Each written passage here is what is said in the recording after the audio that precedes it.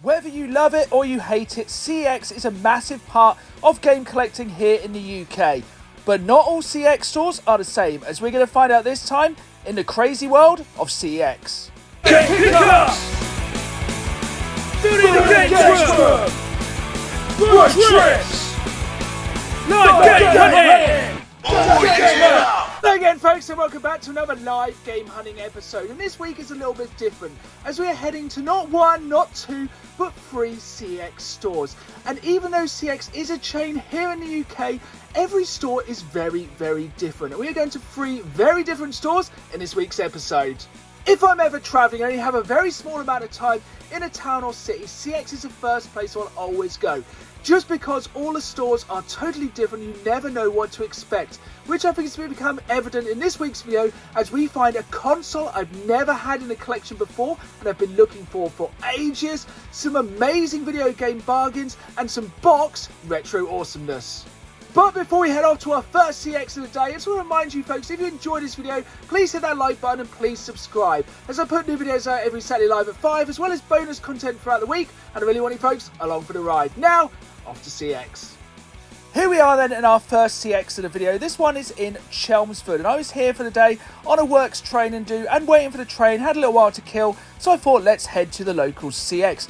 This one is fairly small, as you can see it's in a mall. So, some of the stores are normally on the high street, some are in malls. They all differ between stores, but they always have the best stuff in the windows. This is always the first place I go to try and see the best things in store. So let's see what we can find. In my eyes, I think this is one of the smaller styles of CEX stores. It's only over 1 floor, but it does still have a really good selection of all the games you'd expect for all the major consoles, as well as some rarer retro bits, so it's quite nice. Yeah, as I said, this is a smaller store, but it doesn't always mean you're not going to find something awesome, as basically any CEX store can have any item in it. Normally whenever I get into CEX, I straight away go to the glass cabinets and check out the retro. And this store had some really nice boxed N64 games. The problem is you never know if these are going to be complete or what they're going to be like inside. So you always have to try and get a closer look at these. They also had some really interesting bits such as this original Game & Watch, some boxed Pokemon and a Kirby game for the Game Boy. They were super clean as well as this copy of Zelda for the Advance. The retro stuff in here seemed really, really good. I was really interested in picking up this boxed copy of Jurassic Park for the SNES, but unfortunately, it wasn't complete. After I've looked through the glass cases, I normally move on to some of the more obscure consoles, such as the PlayStation Vita, because finding games for this console is getting harder and harder, but I will still never pick up these games with the reprinted covers.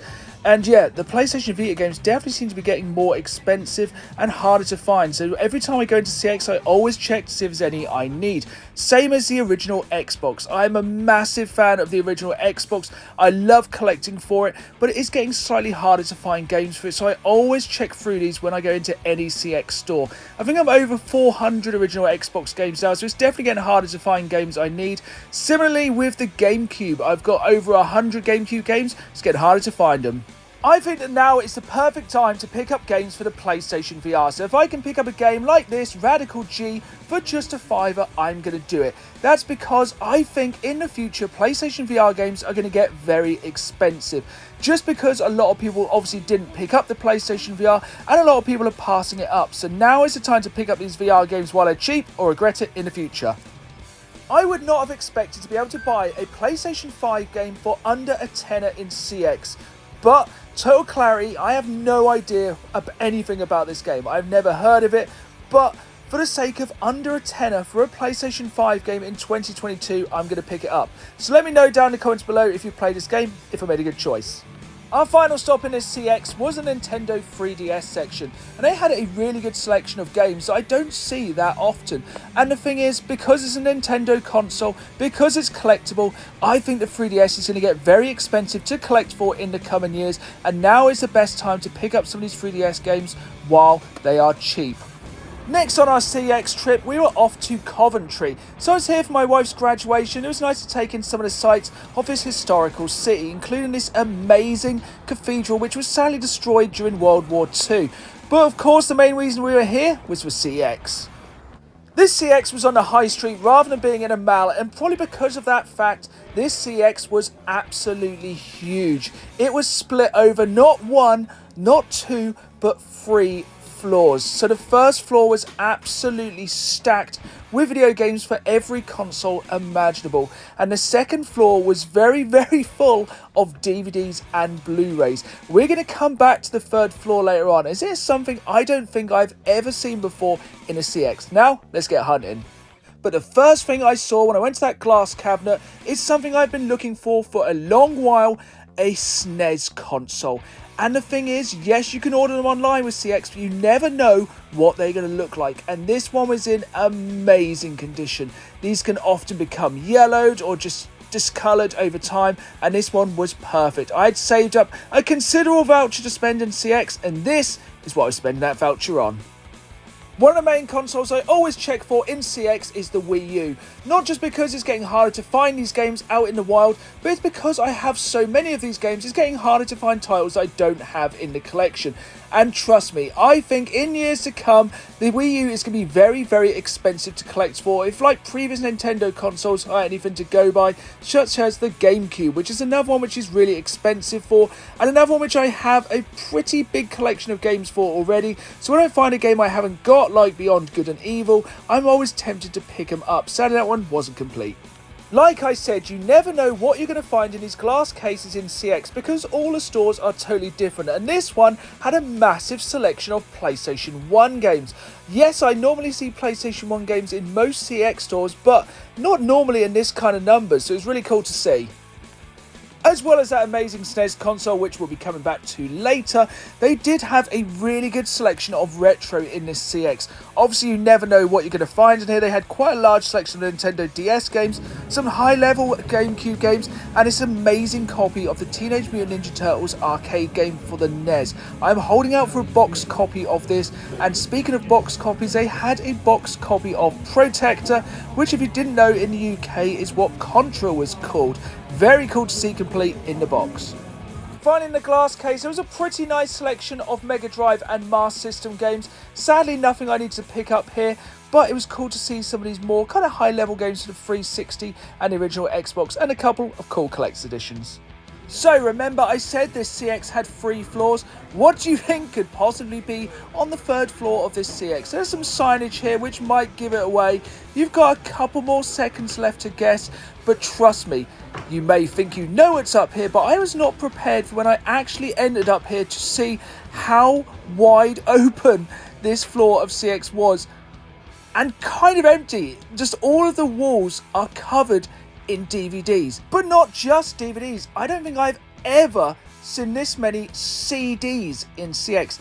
I knew that CX sells CDs, but I've never seen this many. It was kind of overwhelming, to be honest. Like, I collect CDs still, but just seeing that many CDs in front of me, it just blew me away.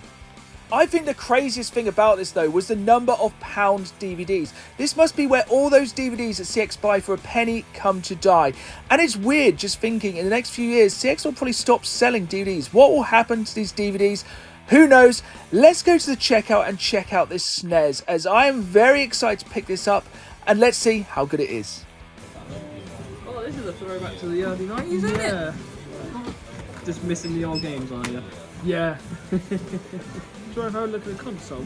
Yeah, so to be fair, it's not got any of the yellowing, it's not damage or anything, which is actually really clean.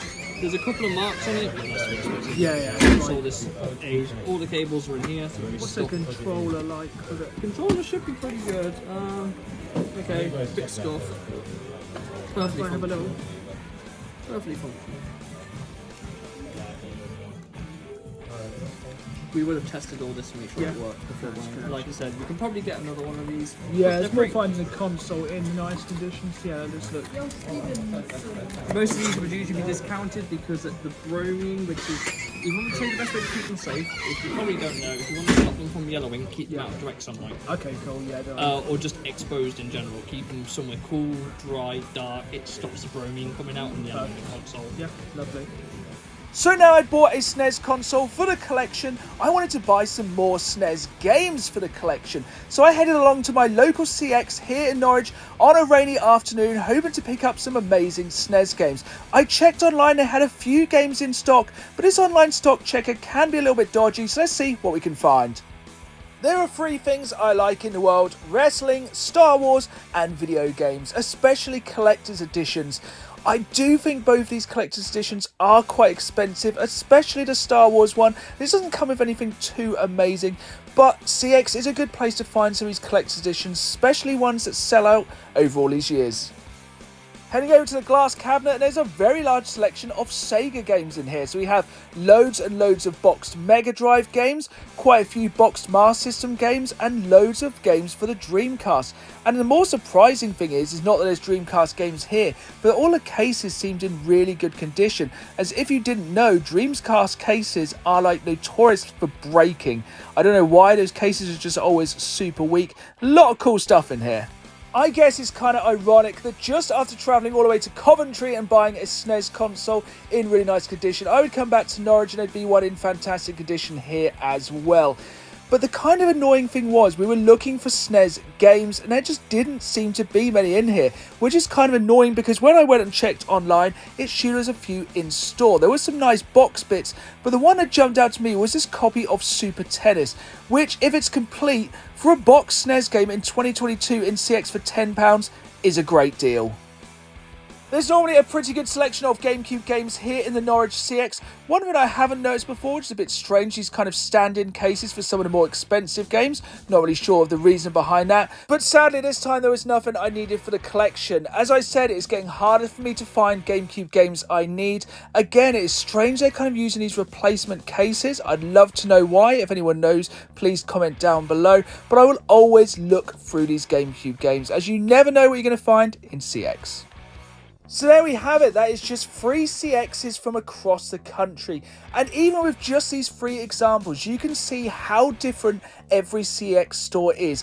But let me know, what is your favourite CEX store in the country? I'm going to be heading out around a lot more next year and I'd love to visit your local store. I did manage to pick up some amazing bits for the collection this time across 3 stores, so let's head back to the games room and go through those pickups. It's crazy.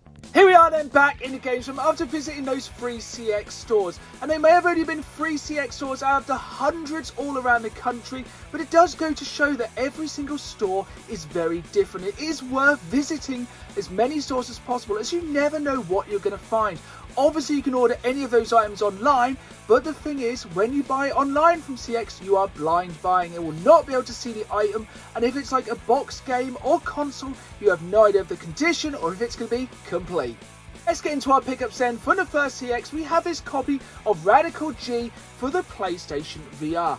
I am slowly building up my PlayStation VR collection, so when I see a game for a £5 for the VR, which looks pretty awesome, I'm going to pick it up. But trust me, I think now is the time to buy for the PlayStation VR, as I definitely think this is going to get more and more expensive in the next few years. And CEX is a great place to pick up these games cheap at the moment, with titles such as this one for under a £5. I only recently got the PlayStation 5, and I've been trying to add more games into my collection, but they are quite expensive. So when I saw this game for just £8, I had to pick it up. The thing is, I know nothing about this game. I'm just trying to build my PlayStation 5 collection, and normally I feel that PlayStation 5 games in CEX are quite expensive. So if I can see a game for the PlayStation 5 in 2022 under a tenner in CEX, I'm going to pick it up and take the risk. But please let me know in the comments down below if you have played this game, if it is a good game. It might be absolute trash, I have no idea, but please let me know, is this a hidden gem or a stinker? Here we have then the big pickup of the video. Yes, I know I could have picked this console up from anywhere, but I did have quite a large CEX voucher to spend, and I've been waiting to find one which I could check in person to see the condition of. Some of these I've seen in CEX stores over the years have been in horrific condition, but this SNES right here is in undeniably great condition. Absolutely no fading. It is absolutely solid. It's got barely any scratches. It is a really, really nice example of this console, and a console I haven't had in my collection before.